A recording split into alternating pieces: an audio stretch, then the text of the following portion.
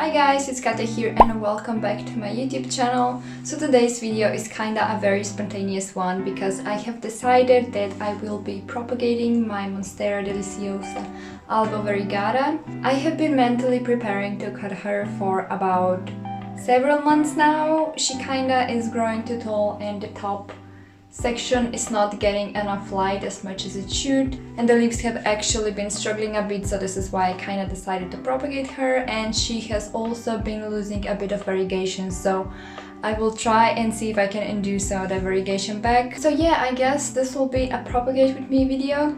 Hope you enjoy, and if you have any questions, please let me know. I'll always be happy to help. So now we're gonna go through a list of essentials that you need for propagating. This is what I use. Some are pretty self-explanatory. So first of all, you're gonna be needing a razor blade or some sort of sharp cutting tool, which can be a blade, knife, scissors. Sometimes if you have a thick stem, you'll have to use a saw. The purpose of this is, and what you should be aiming for, is to make a thin and sharp cut. You don't wanna butcher the stem because this way you kinda expose a bigger surface area that can be infected. So you kinda want a clean and a sharp cut. Then you're gonna need a cotton pads. I use those to tap some of the alcohol on it and then I wipe my razor blade. The third thing that you need is alcohol. Ideally you want a 70% plus. I'm using a pretty strong one. Mine is 99.7. Anything above 70 should be good. And then the thing that I do, I kind of seal my wounds with wax, and for that you're gonna need some sort of candle or wax that you're gonna heat over, and obviously a lighter to do that. So in this pot I actually have 4 of the plants inside, and we're only gonna be cutting biggest and the strongest plant that I have never cut before. I've cut all the others before and they're doing fine. So you can see they're pushing out new leaves, they're pretty healthy, but this one, she has a very mature leaves. This is kinda, I didn't wish to cut her earlier, but it's definitely time now. As you can see, the top leaf is kinda struggling. So let me show you how can you predict how much variegation will the plant that you have cut. As we know, the plants actually grow upwards, and whenever you cut it, one of the axillary buds down the stem will actually activate and the plant will start pushing out new growth from there. Usually it will happen on the toppest or the highest axillary bud that the plant has, and this is because the concentration of auxins is there the highest anyways. Sometimes they may start growing different shots, but they just don't develop. So this is the axillary bud that I'm talking about. People call this a node, an eye. Technical and botanical term is an axillary bud. So this is where the new shoot will come from. As you can see, there are streaks of variegation running over the axillary bud, so this is what we want. We have another one that I have considered cutting. I have actually climbed on my table because she is so tall and I can't show you otherwise. I'm not sure you can see. So this is another axillary bud, but it doesn't have as much variegation as the other one does. Now we're gonna start preparing to actually cut her, but first we're gonna disinfect the blade that I'll be cutting her with. You just tap some of the rubbing alcohol or any sort of alcohol that you have on a cotton pad, and then you thoroughly clean the cutting blade. It's actually recommended to clean it before cutting, after cutting, and sometimes even in between cutting if you're taking a lot of cuttings. Be sure that you thoroughly sterilize it. This way we kind of minimize any of the possible infections that can happen. Okay, let's continue. So when you're cutting, double check where you want to cut, especially if you have a big plant like this where you can fuck up pretty easily.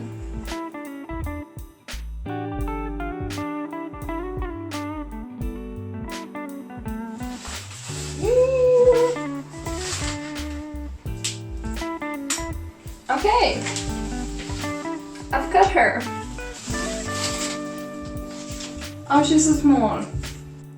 Okay, so let me show you the cutting that I made. It has 4 leaves, and we're gonna be additionally cutting it up because it's hard to root a cutting that has a lot of leaves and not enough of a root system. As you can see, we have some good aerial roots, and monsteras are not that finicky to root. I kind of always do them in water. It's one of the plants that I will root in water because I kind of root majority of my cuttings in moss. So as you can see, we'll take one cutting here. This will be one. It's gonna have aerial root here. This is gonna be a second cutting. Again, more aerial roots there, and then we're just gonna have a top cutting which also has some of the aerial roots already growing. So here is a piece of advice that I don't see a lot of people mentioning. However, it is kind of important and it has definitely helped me. So whenever you cut a plant, it will be leaking out the juices that it has in the stem. Usually these juices will contain some sort of substances that will hurt you if they reach your skin. It's nothing too concerning, just don't like tap it, okay? And another thing I want to mention is, since this is quite a thick stem, this wound will take some time to properly callus over or heal, and until it does that, I would not recommend exposing a fresh wound to any sort of substance that might pose an infection, such as even a sphagnum moss, water. If you have any sort of contaminants in there, it will start to rot. So what is best thing, and what I usually do, especially with monsteras, is I will let these guys sit out for a day. There's no need to baby them. They are tough plants, they will handle it. Just so that this wound fully closes, and then we're gonna wax it, and then we're just gonna put it into water. So this is another piece of advice: always let your plants callus over. If you have any sort of roots that have already been growing, let's say you have been air layering the plant, you can kinda put these roots in a bag and still leave these cut exposed to an air just so it can properly heal, because if you put it in a high humid conditions, there are a lot of aerosols in there. So these are like tiny droplets of water, and since it is so humid, they travel through the room and they can carry a lot of fungus and bacteria which will start to rot your plant. So this is something you should keep in mind of.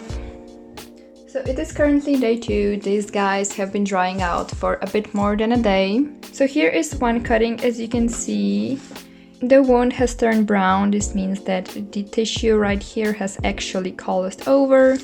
It's also the same on the other side, so this means that we're good to go. You could already pop it like this into water, but I kinda wanna be double short. It's not gonna rot, so this is why I'm currently melting some of the candles that you see there. And then we're just gonna dip the ends into the wax and put them to the water.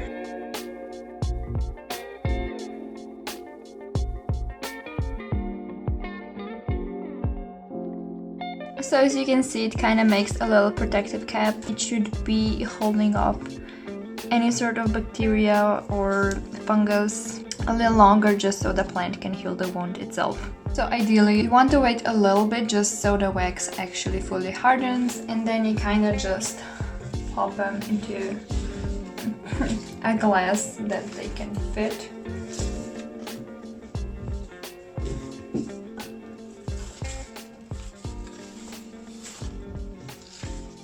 Yeah, I'm gonna need to find a separate glasses for them. I thought I could fit all of these into one, but they're not standing well. So this was it for this video. I hope it was helpful. This is the method that I've used with all of my monsteras, and I've had the highest success rate with them. I don't think any of them actually rotted. It was one, but it was stem cutting and I got it as a rehab, so it wasn't mine. I don't think that counts. Yeah, if you have any questions, let me know in the comments down below, and if you enjoyed, please give this video a like because it really helps me out. Yeah, I guess that's it, and I'll see you next time. Bye!